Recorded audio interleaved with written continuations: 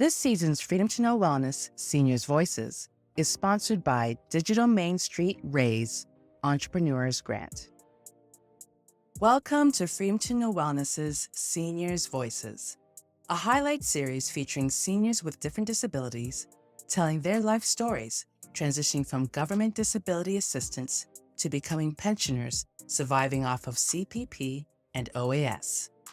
This year's series was recorded in 2023 and may not reflect some of the new government medical changes implemented mid-2024, but the needs and concerns remain relevant. Recipients on government disability, for example, Ontario's ODSP, the benefits these services provide, like coverage for repairs of mobility devices and medications. At age 65, recipients are booted out of the disability program, cutting them off from these benefits. The government has a seniors drug benefit plan called Ontario Drug Benefit Program, covering up to $100 for medications. However, many important drugs and supplies are not covered under the ODBP plan, forcing seniors to pay exorbitant out-of-pocket expenses for things necessary for their health on an already restricted budget. Due to their disabilities, many individuals were not able to work consistently or full-time jobs during their formidable years that would contribute to a substantial pension, never mind for those who could not work at all, leaving these seniors with meager retirement pensions. Even with government supplementary pension program like GAINS, Ontario's Guaranteed Annual Income System at $87 per month, or the Canada-wide GIS, Guaranteed Income Supplement of up to $1,065.47 a month, given to pensioners whose annual pensions are below $21,768. And keep in mind, the exact amount given will differ depending on their earnings. Many low-income seniors and seniors with disabilities are still left grappling financially to maintain life and independence. Seniors' voices are stories shared without being interviewed by individuals with various disabilities and medical conditions, the difficulties they face transitioning from government disability to Canada pension, and the frustration and financial hardship they encounter now without disability support. In recognition of this financial deficit, Freedom to Know Wellness pays Seniors Voices CARFAC co-production fees as compensation for their stories. For those of us who are currently on disability, we too will become senior citizens, and we need to look out for each other. Seniors Voices is one of FTKWellness's annual podcast series, highlighting the causes and needs of low-income seniors with disabilities and medical conditions, bringing their stories to the ears of the government. Please advise, the content heard on this podcast is based on the opinions and experiences of the individual. Each medical condition and support service differ, as each individual may require more or less support or care than suggested by today's speaker. To protect their privacy, some speakers may use aliases or first names only without visual representation. Welcome to Freedom to Know Wellness, where voices are heard. Seniors Voices Edition. Warning: this episode includes the topics death and murder. I'm a male, 70 years old. I have chronic kidney disease, heart disease, lung disease, /COPD/emphysema, diabetes, bad hips, deviated septum. I take about 30 pills a day, 3 puffers, insulin, Ozempic, nasal spray, just to keep going. These conditions have really impacted the way I live. I can barely walk. I cannot bend. I cannot reach over my head. I'm out of breath all the time. And because the government has lowered the amount required for home oxygen, I do not qualify. So it makes it very difficult. I live by myself. I have to do everything basically within my apartment myself. And it's just become very, very difficult. I'm 74 years old, and with failing health, I find everything I do is just getting worse. And it becomes harder to pay for things. When I was on ODSP, things were better, actually. You had more services, dental, medical, eyeglasses. When you become a senior, you lose all that. And that's not right. When you consider that there are seniors who fought in wars, worked their whole life, and find themselves short of money in their senior years, it becomes increasingly difficult for everyone, all the seniors, people with disabilities, seniors with disabilities, to obtain any kind of services. When I was on ODSP and I was coming up to my 65th birthday, I received a letter from ODSP exactly 1 year prior to my 65th birthday. And the letter was very demanding. The letter indicated that I had to provide them within 30 days of receipt of the letter that I have applied for CPP and old age pension. Otherwise, my services would be cut off the following month. And that's not right either. People on disabilities, we have hard, and putting pressure on you like that and trying to get to a government office to apply. I know you can do it online, but I won't say most, a lot of people do not have computers, or they're not computer literate, like me. I know how to send an email, that's about it. I really don't know what else to say about the transition. But when you become a senior, things completely change. I've needed a mobility scooter to get around, a walker. And getting a walker is very, very difficult. I use the services of assisted devices. Now, when you use those services, it's best to apply for the services before you get impact or before you purchase anything, because you could be turned down. Now, assisted devices is a government program run by the government. They pay 75% of everything medical that you need. They also have a diabetic needle program, and that needle program is to pay for the needles for your insulin. It's a check for $170, which comes every February, and every 2 years they send you a letter just to make sure that you're still on insulin, and that's a continuing program, and that helps. Because needles alone are roughly $50 a box. And then you go through a lot of boxes. Now, when my kidneys failed, I was brought into Scarborough General Hospital in Scarborough. I was in the hospital for 6 weeks, and I was on dialysis for 6 months. And when I say I was on dialysis for 6 months, I am one of the very few people that have ever got off it. It brought a lot of hope to the 200 people that were hooked up to dialysis machines the day I was told I didn't have to come back. But during that time in Scarborough Health Network, I had a social worker. Her name was Veronica Caballero.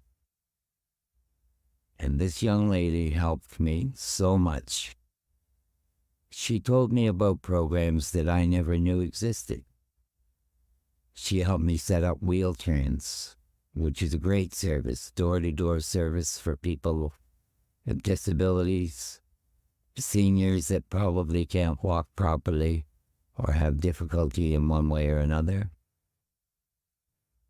The social worker set me up with Wheel-Trans, arranged it for me. I had it in less than 2 days. Then she told me about a program that's run by the city that I have never heard of. It's called the Hardship Fund, and it's run under the program for Ontario Works. And I thought that, you would have to be on Ontario Works to benefit from this. But you don't. If you're 65 or older and you need medical assistance for devices, you don't need to be a Canadian citizen. You can apply regardless of your immigration status, and it pays the 25% that assisted devices does not. Again, when you are going to get medical devices, it's best to get the approval from both assisted devices and the Hardship Fund before you purchase or spend any money, because you could be refused.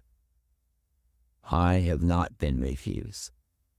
In each of these cases, you have to go through a financial disclosure, which is fine. How much money you earn, how much money you have in the bank, whether or not you have large assets. But the service is something that I never knew existed.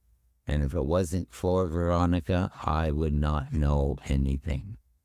She also set me up with services for a personal support worker to help me around with my personal needs. I have a nurse that comes and bandages my legs.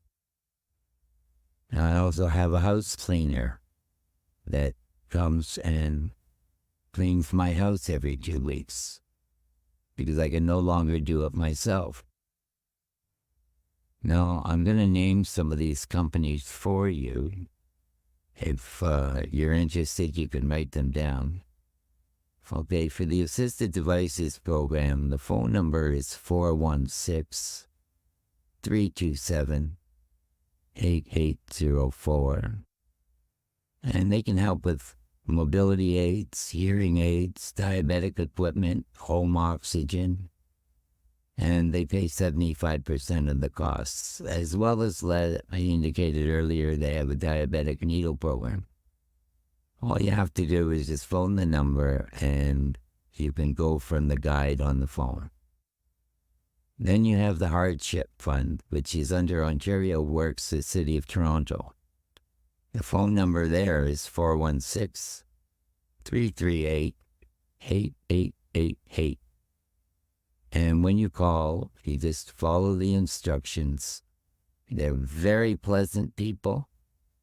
I was told by a supervisor I dealt with in the past to tell everybody I know that's a senior or on disability to use this service. They have lots of money and nobody knows about it. I also use something called the Sun Through the Rain Foundation. It's out of Keswick. Now, this particular foundation I had to get through my diabetic social worker. I have a social worker for pretty well each thing I have wrong with me. And this service provided me with $100 food cards for Loblaws, which covers no frills. And this really helps me because I am on a very, very low income. I don't pay for any of my medications, and that's why, because my income is so low. And I do have other expenses. So this Shine Through the Rain Foundation is really helpful, but that one has to go through a social worker, which if you have a family doctor, they should be able to set you up with one. Then I have these services here that I use, and I would highly recommend them. They're generally through a social worker as well, or your family doctor. I use a company called SRT Med Services, and they're for personal support workers. And they are at 416-968-0833. Now, the one thing about personal support workers I'd like to mention is they are exactly that. And you have to treat these people with respect and remember that they're helping you. They're here for your personal needs. They're not here to clean your house, do your dishes, clean your windows. So please, if you use these services, any of them, don't abuse them. They're great people.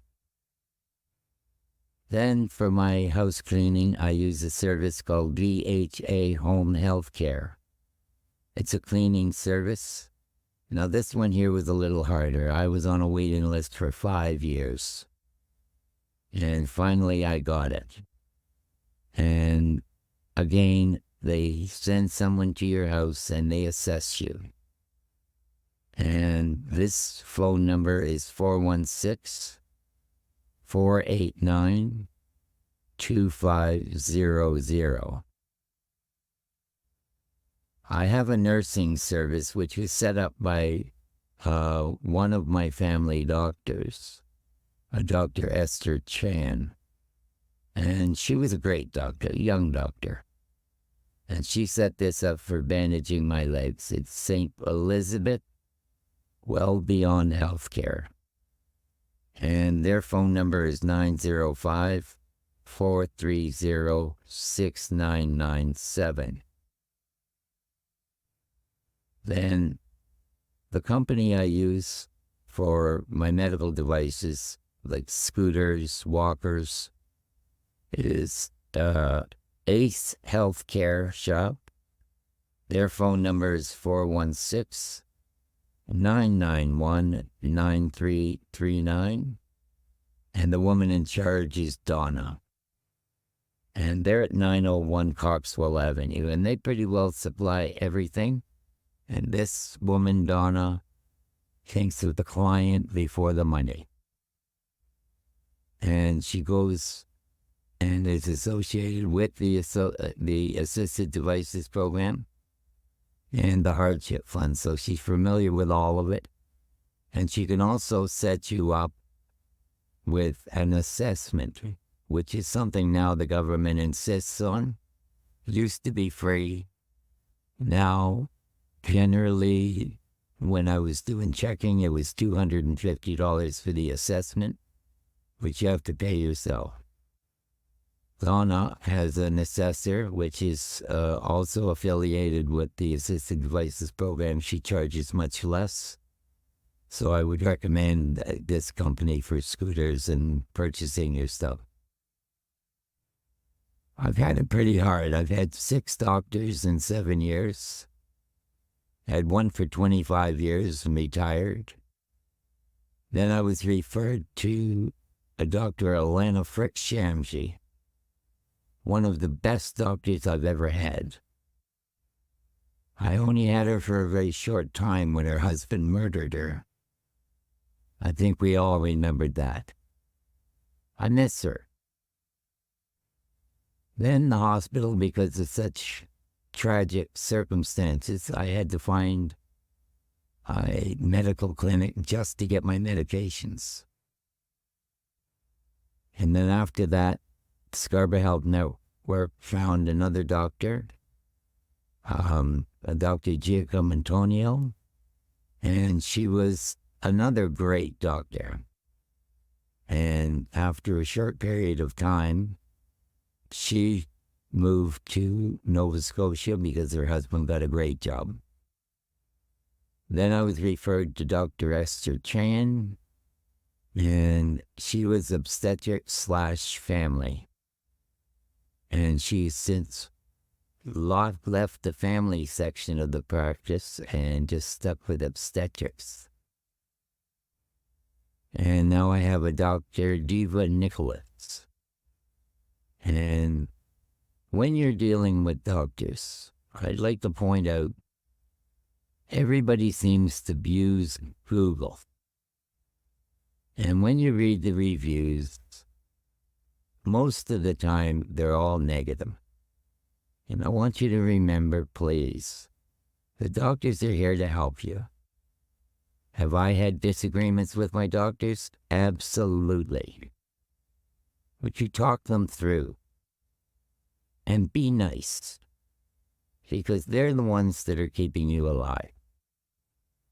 They're helping you.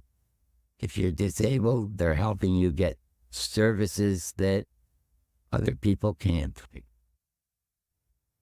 And I just like to say, just disregard any of the negative or any of the Google reviews and base it on your own opinions. Because people that generally write the bad reviews are angry people to begin with. They're down on life. They're down on a lot of things.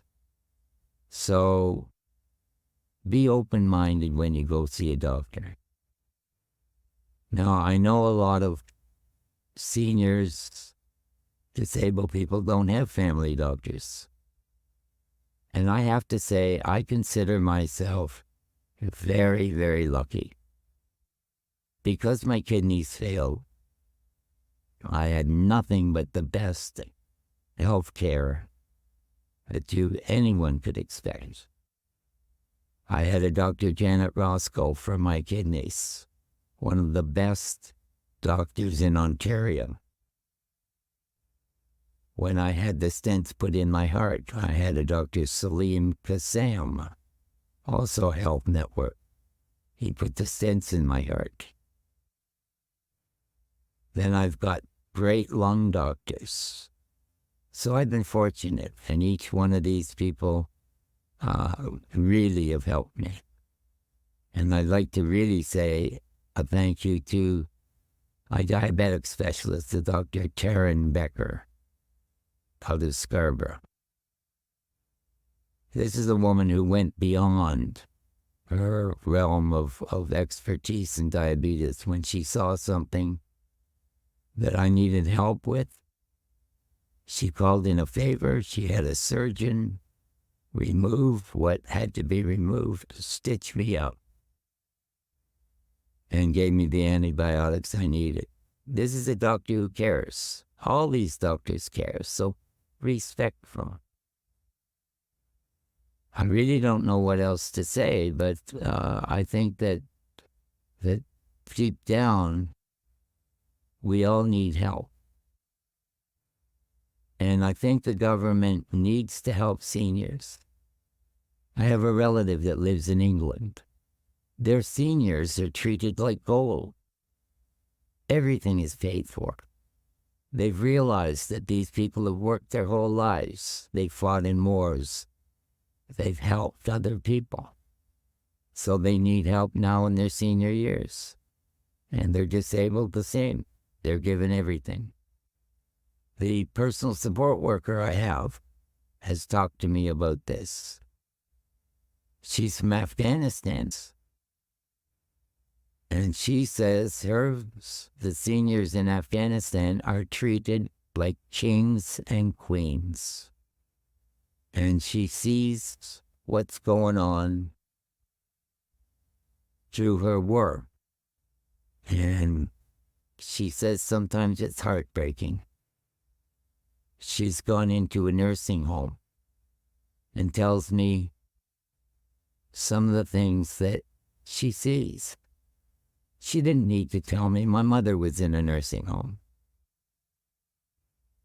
And we used to bring in diapers, personal needs, which weren't covered. And we'd go back the next day and all the diapers would be gone. And the reason is children would drop their parents off or parent into a nursing home. and just leave them, never to return. So the nurses would have to use diapers from other people. That's okay. We have to help each other. I know that. But the government, I think, has to do more. I think they're diverting too much money to different places that really, when you think about it, they're giving too much money to people who don't want to work, have no desire to work. I will give you an example. In the province of Quebec, if you're on disability or welfare or any government-funded program, under the system in Ontario, you get paid for each child a lot of money. $700, $600, $500, that's a lot of money per month. In the province of Quebec, they said that if you were on any kind of social assistance at all, you can have as many children as you want, but we're only paying you for 2. And during the first year that program started, births among that group of people went down 81%, saving them $1.1 billion. If they did that in Ontario, that $1.1 billion, or probably more in Ontario, could be diverted to help seniors, could be helping disabled people. The government should sit and look at the way that they dispense, how they pay for things. Like, I'll give you an example again. My diabetes meter, I use the Freestyle Lite, and the sensors are paid for as long as I'm on insulin. If I no longer need insulin, then the sensors are $65 every 2 weeks. That's a lot of money. So why give you the meter for free and not pay for the sensors? If you're not using sensors and you're using the prick your finger method, you get the meter, you get the strips, so many strips per year, and after that you pay for them. But you have to pay for the needles. It makes no sense if they're giving you 3/4 of what you need, the needles are only $12. Why don't they pay for those? And yet, I have people in my neighborhood that are driving around in Mercedes-Benzes, Audis, never worked a day in their life. And then you find out through word of mouth, they're on Ontario Works. Now, a lot of the people, most of the people on Ontario Works definitely need it. But then there's the group that don't. And it's sad that seniors and disabled people are treated like second-class citizens. And people like Doug Ford don't seem to know that. Doug Ford, for example, would not let his mother live like the way most of us do. We're not capable. We weren't born into money. We worked. In order to get some of these programs, it cost us a fortune. I have to have certain things beyond what the government pays for. I have to have a blood oxygen meter. There's $100. Diabetic materials that I have to pay for. I have to have a blood pressure. And then I have to pay for extra things like, the needles that I need beyond the $170. So I guess all I'd like to say is that what we need to do is tell Doug Ford, tell the politicians that they've got to start helping seniors and the disabled. There's still stores in my neighborhood that are not accessible. The corner store, matter of fact, up the street from me is not accessible. I have trouble walking upstairs. Matter of fact, the building that I live in, I'm registered with the police department. They have to carry me out if there's a fire because I can't walk. Well, I can walk, but I can't walk up and down stairs. Then the reason I had to go to, I'll bring this up, the reason I had to go to the Hardship Fund is I needed that extra money. Because when you purchase a scooter through, or medical equipment through the Hardship Fund, or through assisted devices, they pay 75%. In my case, let's say the scooter. They pay for the scooter. They don't pay for the batteries or anything that goes with it. So you need something like the Hardship Fund. And that's hard to get. The batteries are $700 for two. Then there's delivery, there's installation. Just to get the batteries and the installation costs just as much as what they're paying. So this Hardship Fund is great. I had a scooter for 8 years. And I had to wait a long time to get a new one. I had to fight. I had to check around because assessors were asking for $250, $300 for assessments, which you have to have now. And the scooter I had, like I said, was 8 years old. I had to have a new one. It couldn't be replaced. One time, I'll give you this as an example how hard this was for me and how no one helped me. And this is what is mesmerizing to me. I was in a grocery store with my scooter, my 8-year-old scooter, and I got a flat tire in the store from a staple that they had on the floor from one of their skids. The security guard looked at me and said, "You got a flat tire." Didn't offer to help. So I had to get off the scooter, and because you can't get rims for it anymore, I had to maneuver the scooter by walking along, getting it through, putting my groceries on the belt, packing them, walking the scooter out. And believe me, that's hard. 10 feet, sit down. 10 feet, sit down. I got just across the parking lot, and I got a flat tire on the right front. Same side. Now I've got 2 flat tires.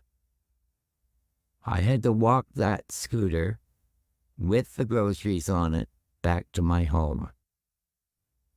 For a normal person to walk would take 15 minutes. It took me 2.5 hours to walk home. Everybody looking, nobody helping. When I see a senior or a disabled person with a walker, and believe me, I see a lot of them, I ask them if they need help. If they have groceries and they're struggling, I can throw them on the scooter, walk along beside them. I just find it shameful that nobody wants to help. Not the government. Most of the people around you just ignore you. And as far as I'm concerned, I'm beginning to think more and more that the government is just saying, well, let's ignore the seniors. They don't vote. Or very few of them vote because it rains or it's too cold. But the young people, they're going to vote. So let's give them all the money. And they'll keep coming back and vote our party in. This, to me, is all about money. And it's money to stay in power. not money to help the people that built this country. Immigrants coming in, people that need help, genuinely need help. I despise people that try to beat the system and keep on doing it.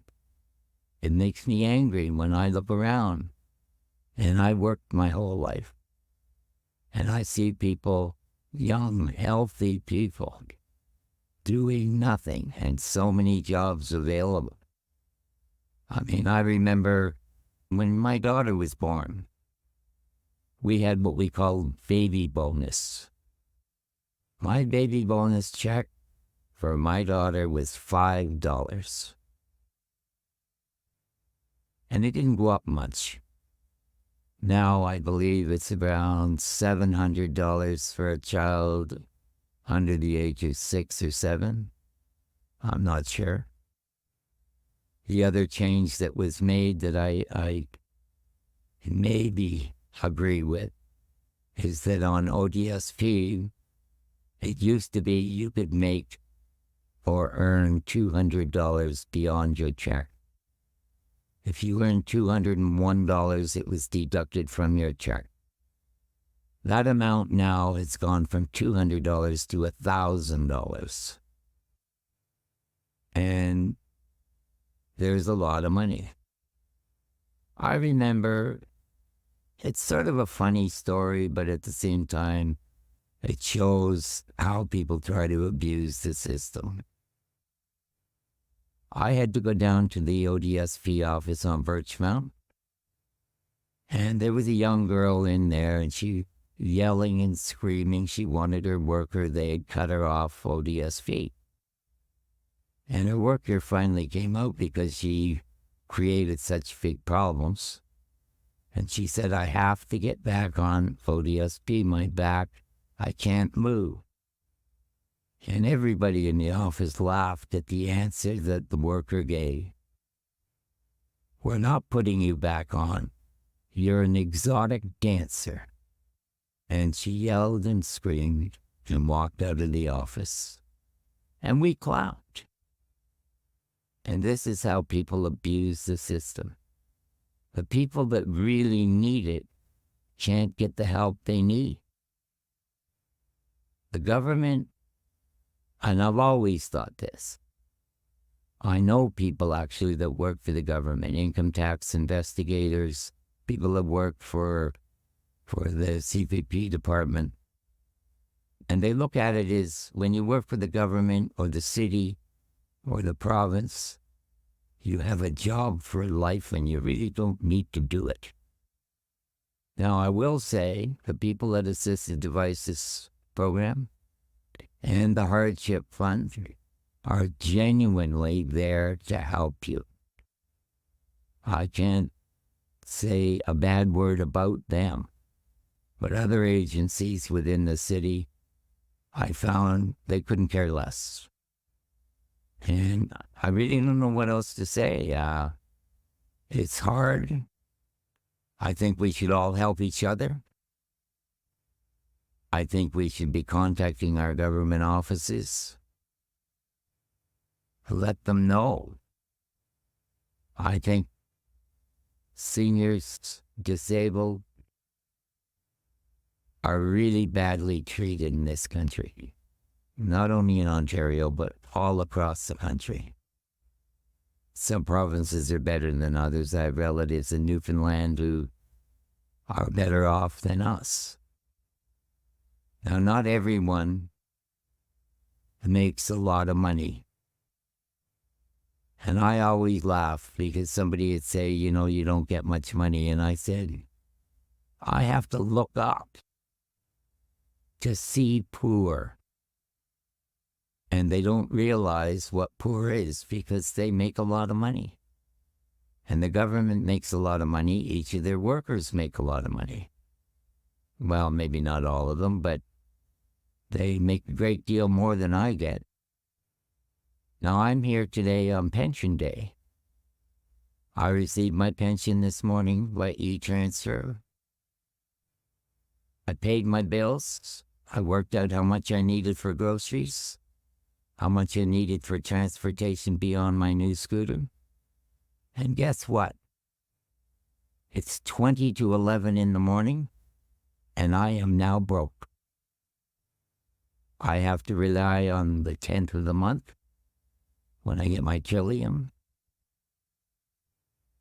and any other help I can get. And I'm not the only one.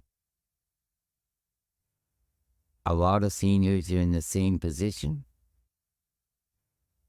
and the only people that can help are the government.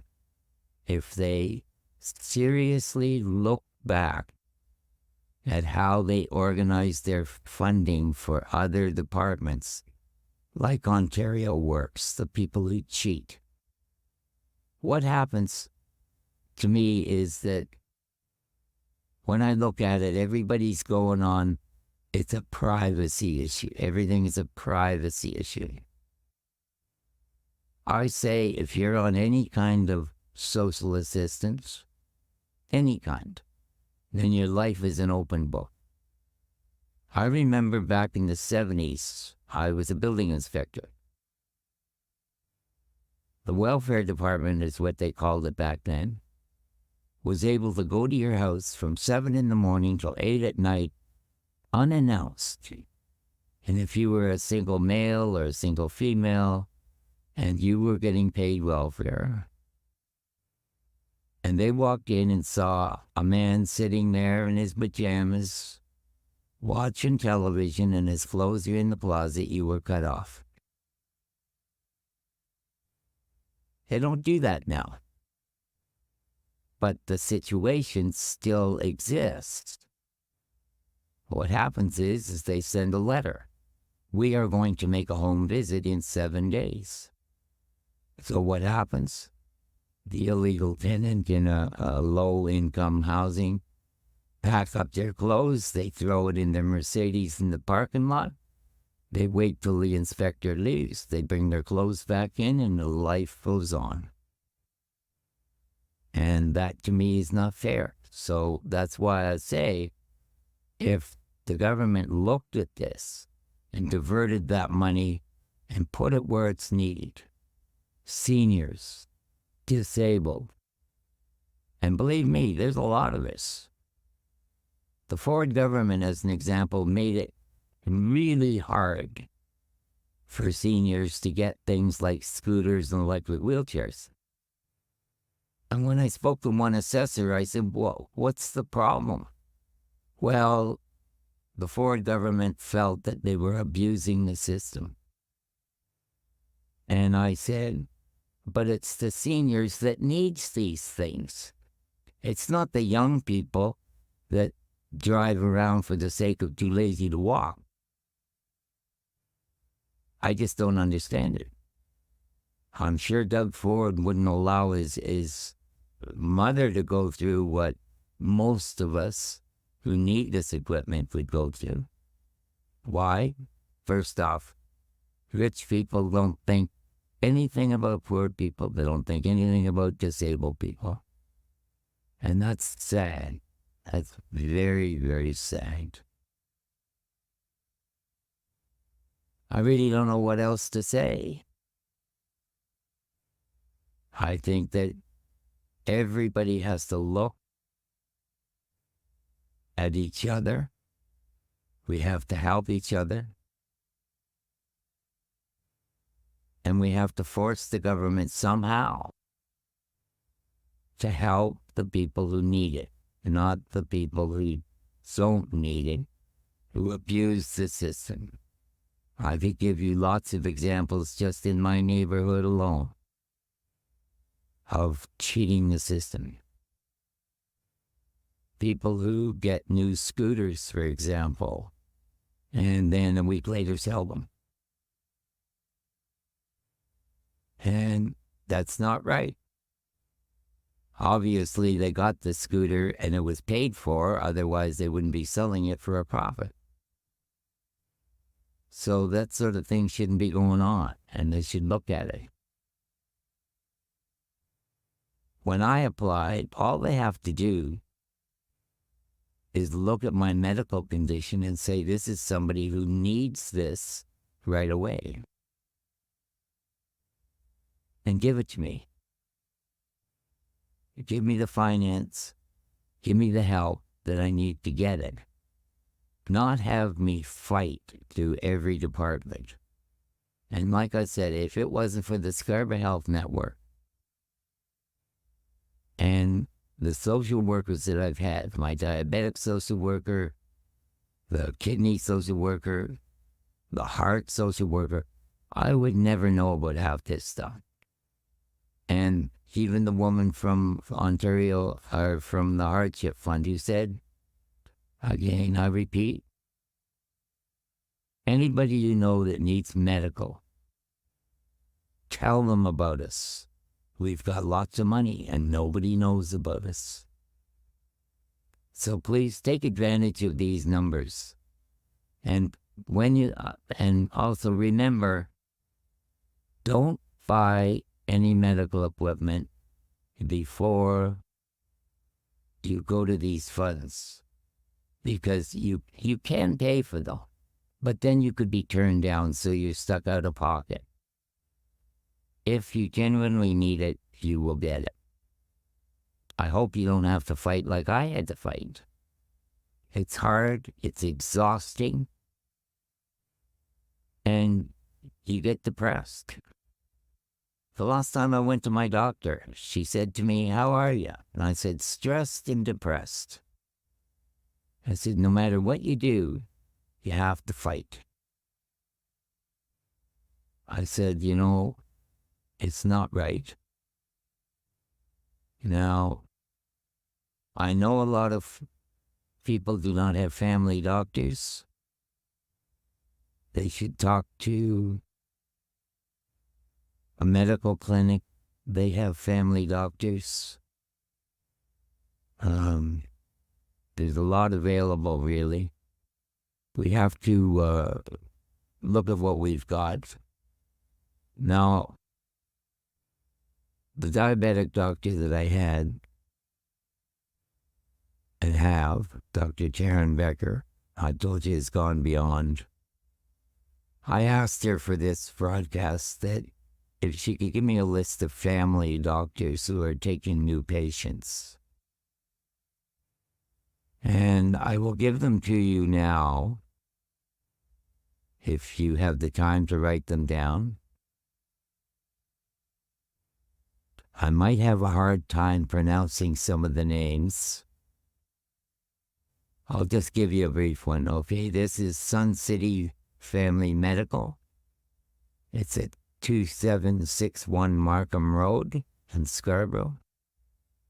Their phone number is 416-292-9111. The next one is Upper Village Family Clinic. It's at 9500 Markham Road. That's in Markham.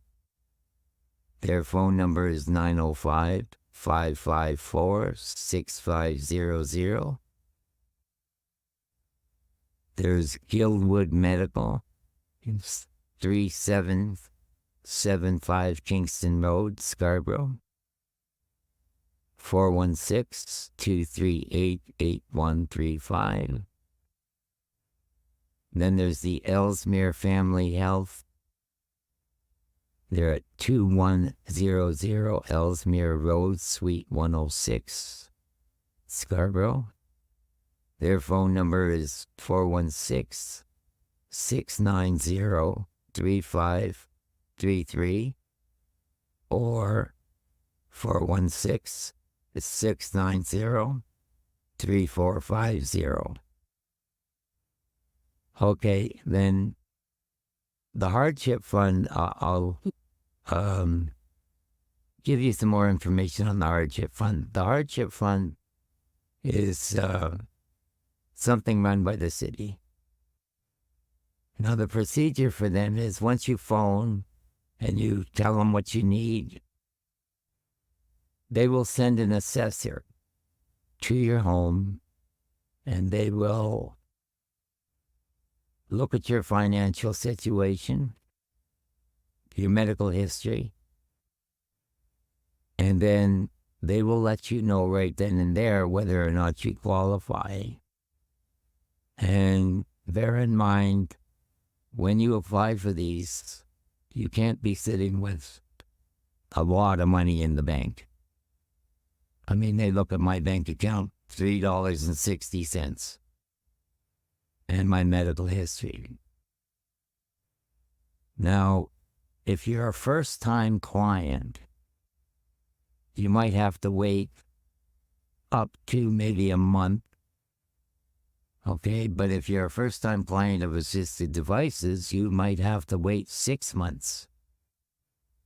So apply immediately. But both these agencies, I do not have a bad word to say about them. They've helped me a lot. Now, the Hardship Fund also, I forgot to mention earlier. The Assisted Devices program will pay for the scooter, but they do not pay for any repairs of any kind. The Hardship Fund will pay for any and all repairs within reason. And being upfront with you people, my old scooter, 8 years old, the Hardship Fund spent more money repairing it than it was worth. Almost $4,200. And all of these repairs were no cost to me. So this service is the greatest service that anybody could use. Anybody, regardless of your immigration status. That's it. Use it. It's available. I'm told they have lots of money. And if you're disabled or a senior or you need any medical kind of device at all, they also help with hearing aids, eyeglasses, dental. So all you have to do is when you phone that number I gave you earlier, just follow the instructions on what you need. I think it's the second or third one is for medical devices of any kind. And somebody will come to the phone almost immediately. There's no long 2-hour wait like there is. Then I'd also like to mention something that I use. My doctor doesn't like me using it, but I do. My cell phone company is TELUS. And they have a health care service called TELUS Health. It's a service that you download from the Play Store, TELUS Health. You register with your OHIP card number, and what happens is it'll say, book an appointment. You press that. You put in the symptoms. Then the screen pops up with the next available doctor. And you can book your appointment. It's a face-to-face on your smartphone or your computer if it's TELUS app. And they give you 24 hours before, they give you an email telling you that it's coming. And then 10 minutes before, it gives you a text message or an email saying that your appointment is ready. And then next thing, the phone rings, you answer it, and it's face-to-face. Now, the good thing about TELUS is they use Ontario doctors. So therefore, it's covered by OHIP. Okay, Doug Ford, has pushed to get rid of these services. They want patients to go to doctors. Trouble is there is no doctors. Now, TELUS Health, the doctors that I have used, they can give you antibiotics for minor ailments. They can give you referrals. They can give you referrals for blood tests as well. When the meeting with the doctor is over, You go into that app, and it gives you a summary of every single thing that was said. So you have a record of it. It's a great service. Now, I was watching a show, Marketplace, and they were explaining about people like Rogers and blah blahs. They also have health services like this, telephone health services. But part of the problem is that they refer you to doctors in other provinces where OHIP's not covered. So therefore, when you're talking to a doctor, right up front, they want a Visa card or a debit card. So I recommend TELUS. I've been with TELUS for as long as TELUS has been around. And I've never had bad service. And this health service just proves it. If I can't get a hold of my doctor, I have a lot of sinus infections and ear infections. And I use this service all the time for that particular one. I have also used it for a referral for blood when my doctor's been away. So there's lots of services like this, but I would suggest TELUS. And if you do not have a valid OHIP card number, they only charge you $70, which is cheap. So I guess that's pretty much all I have to say, except please sit back, think about what I've said, think about helping your friends, your neighbors, your disabled seniors. Start treating people with respect. If you give respect, you get respect. And when you go to your doctor, forget the reviews you read. They're there to help you. I personally, being a male, I prefer women doctors. I find them more caring, more thorough, and more understanding. Now, I know, as an example, women don't like to go see men doctors. For the most part, they prefer women doctors. To me, I've had both. And all the doctors I spoke about today are all women, and they were all great. So please don't think about gender when you're looking for a doctor. Just find a doctor that you can talk to. Be nice. They're there to help you. And you respect them for what they do. And they're going to respect you, and they're going to give you what you need, because I've had nothing but the best health care. People have told me I'm a walking miracle. I've got off of dialysis, one of the very few that has ever done it. I've had 3 angina attacks, stents in my heart, lungs, and diabetes. Dr. Karen Becker helped me through that, because when I was on dialysis, my blood sugar actually shot up to 32, which is really bad. And she's controlled it now for 6 years.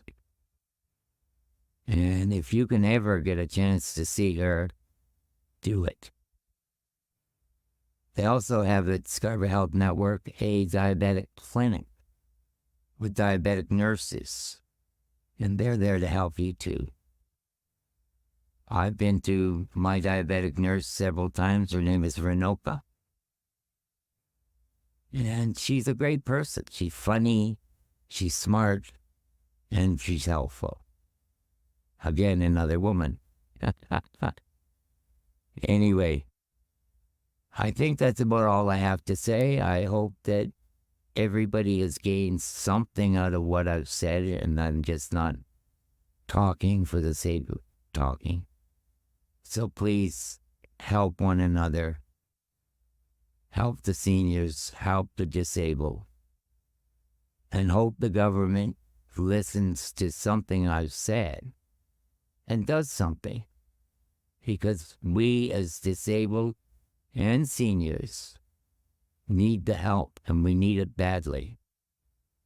Get the stores that don't have accessibility, get them to do it. That's a city matter. But the city doesn't seem to do much either. I've complained several times.